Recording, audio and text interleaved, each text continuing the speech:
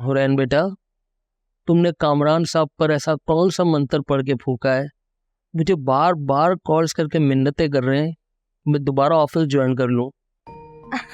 अरे आप मुझे शर्मिंदा ना करें, इसमें मेरा कोई कमाल नहीं, ये तो आपकी मेहनत का नतीजा है कि जब उन्होंने आपको जॉब से निकाला तो उनको आपकी कमी शिद्दत से महसूस हुई और उन्होंने आपको कॉल कर लिया। मैंने अभी तक कामरान साहब को कोई जवाब नहीं दिया। मैंने सोचा कि तुमसे मशवरा कर लूं, क्योंकि हमने तो अपना रिसला प्लान किया हुआ है। फिर तुम ये ना सोचो कि फारूकी साहब को एक ऑफ़र हुई, उन्होंने मुझसे पूछा भी नहीं और ज्वाइन कर लिया। ऐसा कुछ भी नहीं है सर। मैं ये सोच रही हूँ कि अगर वो शर्मिंदा हैं और आपको सॉरी कह रहे हैं तो आपको उनकी बात मान लेनी चाहिए। देखिए, हमारा मकसद अच्छा काम करना है ना, मयारी काम, और उनको इस बात का भी अंदाज़ा हो गया होगा कि आपके फैसले गलत नहीं होते और हम अपनी फर्म खोलने की भी सलाहियत रखते हैं। ठीक है बेटा, फिर कल सुबह मिलते हैं ऑफिस में इंशाल्लाह। ओके सर, टेक केयर, अल्लाह हाफिज़। हुरैन बेटा, बुक पब्लिश करना तुम्हारा शौक है और मैं नहीं चाहती कि मेरी जिद की खातिर तुम अपना ये शौक कुर्बान कर दो, लेकिन मैं ये भी नहीं चाहती कि तुम अपने इस शौक की खातिर ये घर दांव पर लगा दो। तुम्हें बुक पब्लिश करने के लिए पैसों की ज़रूरत है ना? मेरे पास 2-2.5 लाख के सोने के जेवर हैं, तुम वो बेच लो। थैंक यू, पर अब मुझे आपके जेवर और घर दोनों की ज़रूरत है। वो दिल मेहरबान वालों को अब हमारी अशद ज़रूरत पड़ गई है। वो फारूकी साहब और मुझे दोनों को वापस बुलाना चाह रहे हैं। हाँ? अरे ये तो बहुत खुशी की खबर है। मैं फैजान को बताऊंगी तो वो बहुत खुश होंगे।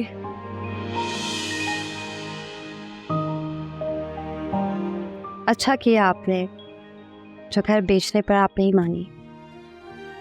कहते हैं ना, बड़ों की कुछ फैसलों में ज़रूर कोई मसलिहत होती है। Thank you. देखो हुरैन, ये घर तुम्हारा है, तुम जब चाहो इसे बेच सकती हो। मैंने जो कुछ भी किया वो तुम्हारी भलाई के लिए किया। अच्छा चलो, अब इसी खुशी में मैं तुम्हारे लिए चाय बना कर लाती हूँ। ठीक है। कल से वो दोनों ऑफिस आना शुरू करेंगे, हमारे रिसाले का मेयार मजीद बुलंद होगा। लेकिन सर, अब वो लड़की और शाहिद फारूकी साहब वो बकर गए होंगे कि हमने उन्हें रिक्वेस्ट करके बुलाया है। हम और भरम में आके अपना नुकसान करना कोई कमाल नहीं होता, फायदा हासिल करके दूसरे को नुकसान देना कमाल होता है। मैं समझी नहीं सर। अभी हमें इन दोनों की ज़रूरत है, क्योंकि दोनों के सिलसिलावार नावल छप रहे हैं हमारे रिसाले में। जैसे ही नावल ख़त्म होंगे हम इन दोनों को रुखसत कर देंगे और जाओ जाके अपना रिसाला निकालने का शौक़ पूरा करो। वाह सर, क्या दिमाग दिया अल्लाह ने आप।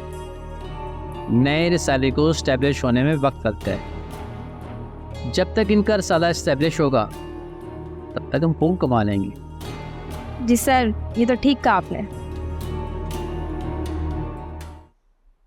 कैसी तबीयत है अब मेरी बेटी की?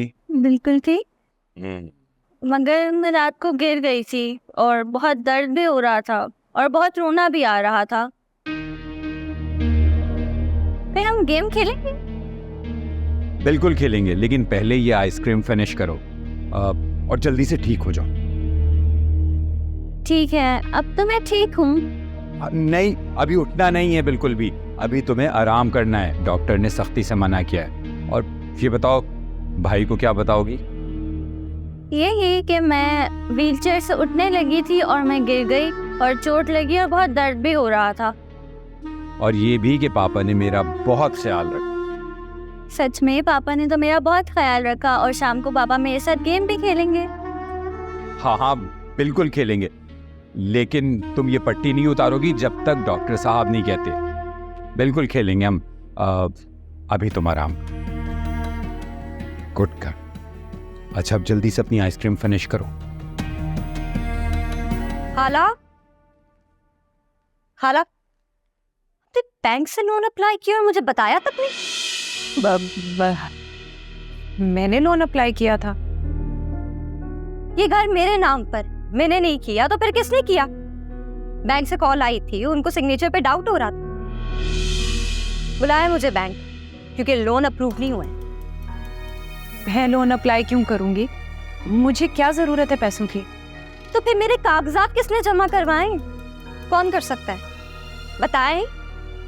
मैं क्या कह सकती हूँ रैन?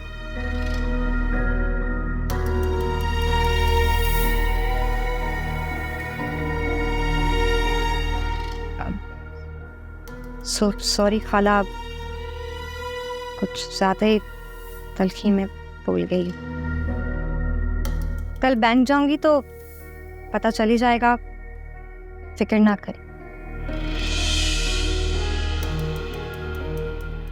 Sorry. Welcome welcome welcome Shahid साहब, वेलकम वेलकम। ये आप ही की कुर्सी है और आप पर सूट करती है। अगर मैं इस कुर्सी पर बैठूंगा तो मुझसे कुछ गलत फैसले सर होंगे। कामरान साहब, आपको मेरे किए हुए फैसले तो पसंद ही नहीं है। शायद साहब आप शर्मिंदा ना करें, गलती होगी, एक बार माफ़ कर दें। कामरान साहब, मैंने आपकी कोई बात दिल पे नहीं ली। अगर ली होती तो दोबारा इस ऑफिस में ना होता।